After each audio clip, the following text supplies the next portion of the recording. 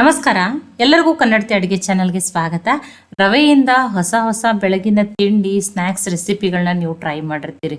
ಇವತ್ತು ನಾನು ರವೆ ಮತ್ತು ಕಡಲೆಬೇಳೆಯನ್ನು ಬಳಸಿ ಟೇಸ್ಟಿಯಾಗಿರುವಂಥ ಹೆಲ್ದಿಯಾಗಿರುವಂಥ ಕಡಿಮೆ ಎಣ್ಣೆ ಬಳಸಿರುವ ಒಂದು ರೆಸಿಪಿಯನ್ನು ಮಾಡ್ತಾ ಇದ್ದೀನಿ ರೀ. ಹಂಗಿತ್ತಂದ್ರೆ ಇದನ್ನ ಹ್ಯಾಂಗೆ ಮಾಡೋದು ಅಂತ ಹೇಳಿ ನೋಡ್ಕೊಂಬರೋಣ ಬರ್ರಿ. ನೋಡಿ, ನಾನಿಲ್ಲಿ ಅರ್ಧ ಕಪ್ ಆಗಷ್ಟೇ ಬಾಂಬೆ ರವೆ, ಉಪ್ಪಿಟ್ಟು ರವೆ, ಏನು ಸಣ್ಣ ರವೆ ಅಂತ ಕರಿತೀವಲ್ಲ ಅದನ್ನು ತೊಗೊಂಡಿದ್ದೀನಿ. ಇಲ್ಲಿ ಕಡಲೆಬೇಳೆನ ತೊಗೊಂಡಿದ್ದೀನಿ. ಇಷ್ಟೇನು ಕಡಲೆಬೇಳೆಯನ್ನು ತೊಗೊಳೋದಿಲ್ಲ. ಅರ್ಧ ಕಪ್ ಆಗಷ್ಟೇ ರವೆ, ಅರ್ಧ ಕಪ್ ಆಗಷ್ಟೇ ಕಡಲೆಬೇಳೆಯನ್ನು ತೊಗೋತೀನಿ. ಈ ಕಡಲೆಬೇಳೆಯನ್ನು ನೆನೆಸ್ಬಿಟ್ಟು ತೊಗೋತೀನಿ ರೀ. ಈ ಕಡಲೆಬೇಳೆಯನ್ನು ತೊಳೆದ್ಬಿಟ್ಟು ನಾನು 3 ಅವರ್ ನೆನೆಸ್ಬಿಟ್ಟು ತೊಗೊಂಡಿನಿ ರೀ. ಅರ್ಧ ಕಪ್ ಕಡಲೆಬೇಳೆ, ಅರ್ಧ ಕಪ್ ಆಗಷ್ಟೇ ರವೆಯನ್ನು ತೊಗೋತೀನಿ. ಈಗ ನೆನೆಸಿರುವ ಕಡಲೆಬೇಳೆಯನ್ನು ತೊಗೋತೀನಿ. ನೋಡಿ, ನಾನು ಅರ್ಧ ಕಪ್ ಆಗಷ್ಟೇ ಕಡಲೆಬೇಳೆಯನ್ನು ಒಂದು 3 ಅವರ್ ತೊಳೆದ್ಬಿಟ್ಟು ತೊಗೊಂಡಿದ್ದೀರಿ. ಕಡಲೆಬೇಳೆನೂ ಚೆನ್ನಾಗಿ ನೆಂದದ. ಈಗ ಈ ಕಡಲೆಬೇಳೆಯನ್ನು ಏನು ಮಾಡ್ತಾ ಇದ್ದೀನಿ, ಮಿಕ್ಸಿ ಜಾರಿಗೆ ಹಾಕೋತಾ ಇದ್ದೀನಿ. 2 ಸಮ ಪ್ರಮಾಣದಲ್ಲಿನೇ ತಗೋಬೇಕು, ರವೆ ಮತ್ತು ಕಡಲೆಬೇಳೆಯನ್ನು. ನೋಡಿ, ಈಗ ಮಿಕ್ಸಿ ಜಾರಿಗೆ ನಾನು ಈಗ ಆ ಕಡಲೆಬೇಳೆಯನ್ನು ಹಾಕ್ತಾ ಇದ್ದೀನಿ. ಇದಕ್ಕೆ ನಾನು 2 ಸ್ಪೂನ್ ಆಗಷ್ಟು ಸುಸ್ಲಾ ಮಾಡೋ ಅವಲಕ್ಕಿಯನ್ನು ತೊಳೆದ್ಬಿಟ್ಟು ನೆನೆಸ್ಬಿಟ್ಟು ಹಾಕ್ತಾ ಇದ್ದೀನಿ ರೀ. ನೋಡಿ, 2 ಸ್ಪೂನ್ ಆಗಷ್ಟೇ ಅವಲಕ್ಕಿಯನ್ನು ಹಾಕಿದ್ದೀನಿ. ನೋಡಿ, 2 ಮೆಣಸಿನ್ಕಾಯಿನ ಹಾಕಿದ್ದೀನಿ. ಖಾರ ನೀವು ನೋಡ್ಬಿಟ್ಟು ಹಾಕೋರಿ. ಸ್ವಲ್ಪ ಹಸಿ ಶುಂಠಿಯನ್ನು ಕಟ್ ಮಾಡಿ ಹಾಕ್ತಾ ಇದ್ದೀನಿ ನೋಡಿರಿ. ಈಗ ಇದಕ್ಕೆ ಫಸ್ಟ್ ಹಾಗೆ ಗ್ರೈಂಡ್ ಮಾಡಿ ಸ್ವಲ್ಪನೇ ನೀರನ್ನು ಹಾಕಿಬಿಟ್ಟು ನುಣ್ಣಗೆ ರುಬ್ಕೊಂಡು ತೊಗೋತೀನಿ ರೀ. ಒಮ್ಮೆ ನೀರನ್ನು ಹಾಕ್ಕೊಂಡು ತುಂಬ ತೆಳು ಮಾಡ್ಕೊಬೇಡ್ರಿ. ಸ್ವಲ್ಪ ನೀರನ್ನು ಹಾಕಿಬಿಟ್ಟು ಗಟ್ಟಿಯಾಗಿಯೇ ರುಬ್ಕೊಂಡು ತೊಗೋರಿ. ಈಗ ನೋಡಿ, ನುಣ್ಣಗೆ ರುಬ್ಕೊಂಡು ತೊಗೊಂಡಿದ್ದೀನಿ. ಈಗ ಇದನ್ನು ಬೇರೆ ಪಾತ್ರೆಗೆ ಹಾಕೋತಾ ಇದ್ದೀನಿ ರೀ.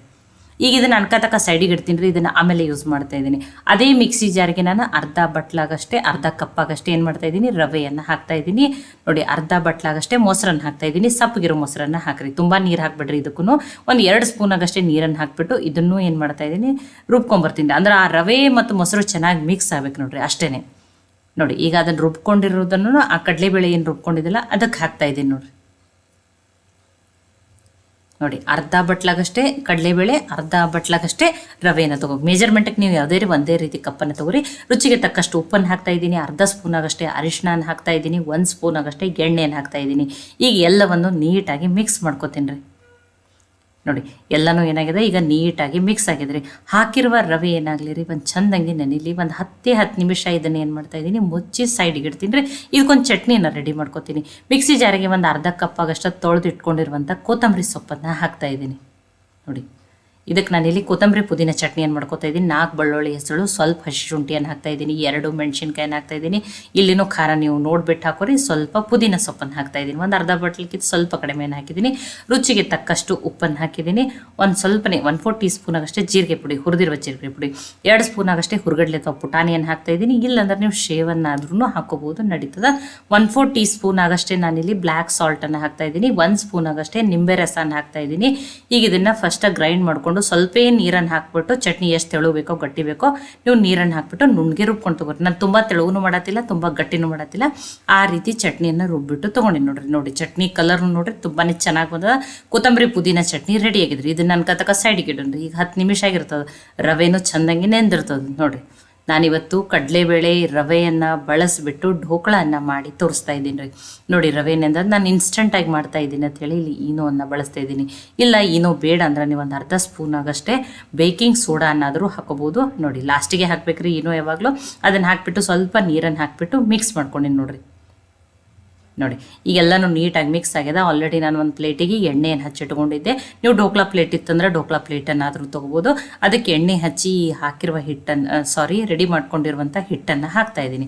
ನೋಡಿ, ಆಲ್ರೆಡಿ ಸ್ಟೀಮ್ ಮಾಡೋಕ್ಕೆ ಕಡಾಯಲ್ಲಿ ನೀರನ್ನು ಹಾಕಿಬಿಟ್ಟು ಚಾಣಿಯನ್ನು ಇಟ್ಕೊಂಡಿದ್ದೀನಿ ನೋಡಿರಿ. ನೋಡಿ, ನೀವು ಯಾವುದೇ ರೀತಿ ಸ್ಟೀಮ್ ಮಾಡೋ ಡೋಕ್ಲಾ ಪ್ಲೇಟ್ ಇತ್ತಂದ್ರೆ ನೀವು ಅದರಲ್ಲಿನೇ ಹಾಕಿ ಸ್ಟೀಮ್ ಮಾಡ್ಕೋಬೋದು. ನೋಡಿ, ಈಗ ಇದನ್ನು ಸ್ಟೀಮ್ ಮಾಡೋಣ್ರಿ. ಇದನ್ನು ಮುಚ್ಚಿ ಮೀಡಿಯಮ್ ಫ್ಲೇಮ್ನಲ್ಲಿ ಇಟ್ಟನೆ 8 ನಿಮಿಷ ಆಗಷ್ಟು ಸ್ಟೀಮ್ ಮಾಡ್ಕೊಂಡು ತೊಗೋತೀನಿ ನೋಡಿರಿ. 8 ನಿಮಿಷ ಆಗಿದೆ ರೀ. ನೋಡಿ, ಚೆಂದಂಗೆ ಬೇಯ್ದು, ಯಾವುದೇ ರೀತಿ ಎಲ್ಲಿನೂ ಹಸಿ ಇಲ್ಲ. ಗ್ಯಾಸನ್ನು ಆಫ್ ಮಾಡಿದ್ದೀನಿ. ಈಗ ಇದು ಒಂದು ಸ್ವಲ್ಪ ಹೊತ್ತು ಆರಲಿ ರೀ. ಆರಿದ ಮೇಲೆ ನಾನು ನಿಮಗೆ ತೆಗೆದುಬಿಟ್ಟು ಕಟ್ ಮಾಡಿಬಿಟ್ಟು ತೋರಿಸ್ತೀನಿ. ಈ ಒಗ್ಗರಣೆಗೆ ಒಂದು ಕಡಾಯಿಯಲ್ಲಿ ನಾನು ಸಣ್ಣ ಒಗ್ಗರಣೆ ಕಡಾಯಿಯಲ್ಲಿ 1 ಸ್ಪೂನ್ ಆಗಷ್ಟು ಎಣ್ಣೆಯನ್ನು ಹಾಕಿದ್ದೀನಿ. ಅರ್ಧ ಸ್ಪೂನ್ ಆಗಷ್ಟೇ ಸಾಸಿವೆಯನ್ನು ಹಾಕಿದ್ದೀನಿ. ಅರ್ಧ ಸ್ಪೂನ್ ಆಗಷ್ಟೇ ಜೀರಿಗೆ, ಸಾಸಿವೆ ಜೀರಿಗೆ ಫ್ರೈ ಆಗಲಿ ರೀ. ಫ್ರೈ ಆದಮೇಲೆ 1 ಮೆಣಸಿನ್ಕಾಯಿನ ಹಾಕ್ತಾ ಇದ್ದೀನಿ. ಸ್ವಲ್ಪ ಕರಿಬೇವು ಸೊಪ್ಪನ್ನು ಹಾಕಿದ್ದೀನಿ. ಈಗ ಇದು ಒಗ್ಗರಣೆ ರೆಡಿ ಆಗಿದ್ರಿ. ಇದನ್ನು ನನ್ನ ಕತಕ ಸೈಡಿಗೆ ಇಡ್ತೀನಿ.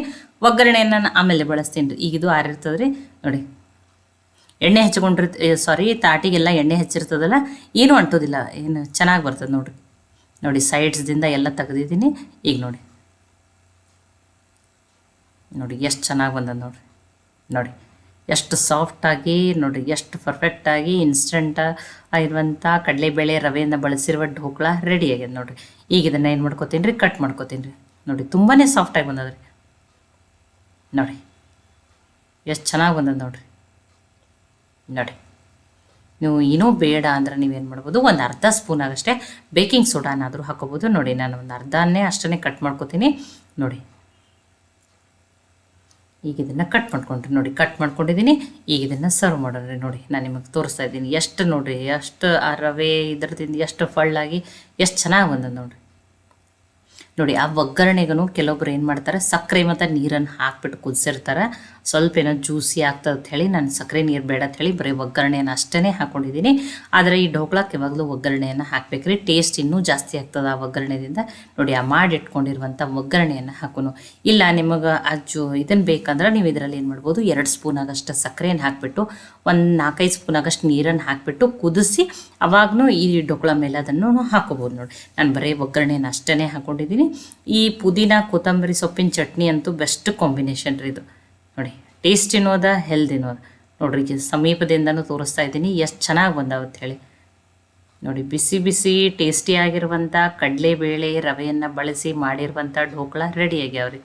ಈ ಪುದೀನ ಚಟ್ನಿ ಜೊತೆ ಅಂತೂ ಬೆಸ್ಟ್ ಕಾಂಬಿನೇಷನ್ ರೀ. ಇಡ್ಲಿ, ದೋಸೆ, ಉಪ್ಪಿಟ್ಟು, ಅವಲಕ್ಕಿ ತಿಂದು ಬೇಜಾರಾಗಿತ್ತಂದ್ರೆ ಈ ಢೋಕ್ಲಾನ ಖಂಡಿತನೂ ಟ್ರೈ ಮಾಡಿರಿ. ತುಂಬಾ ಟೇಸ್ಟಿಯಾಗಿರ್ತದೆ ರೀ. ಈ ಢೋಕ್ಲಾ ರೆಸಿಪಿ ನಿಮ್ಗೆ ಇಷ್ಟ ಆಗಿತ್ತಂದ್ರೆ ಲೈಕ್ ಮಾಡಿ, ಶೇರ್ ಮಾಡಿ, ಕಮೆಂಟ್ ಮಾಡಿರಿ. ಖಂಡಿತ ಟ್ರೈ ಮಾಡಿ ನನಗೆ ಹೆಂಗೆ ಬಂದೈತೆ ತಿಳಿಸ್ರಿ. ಮತ್ತು ಒಳ್ಳೆ ಹೊಸ ಹೊಸ ರೆಸಿಪಿಗಳಿಗಾಗಿ ಕನ್ನಡತಿ ಅಡುಗೆ ಚಾನಲನ್ನು ಸಬ್ಸ್ಕ್ರೈಬ್ ಮಾಡಿ, ಬೆಲ್ ಐಕಾನ್ ಪ್ರೆಸ್ ಮಾಡಿರಿ. ಹೈಪ್ ದಿಸ್ ವಿಡಿಯೋ ಅಂತ ಬರ್ತಿರ್ತದೆ. ನೀವು ಈ ವಿಡಿಯೋವನ್ನು ಹೈಪ್ ಮಾಡ್ರೆ ಇನ್ನೂ ಜಾಸ್ತಿ ಜನಕ್ಕೆ ರೀಚ್ ಆಗ್ತದೆ ರೀ. ನೀವು ಈ ವಿಡಿಯೋವನ್ನು ಹೈಪ್ ಮಾಡಿ ಕನ್ನಡತಿ ಅಡುಗೆ ಚಾನಲನ್ನು ಸಪೋರ್ಟ್ ಮಾಡಿರಿ.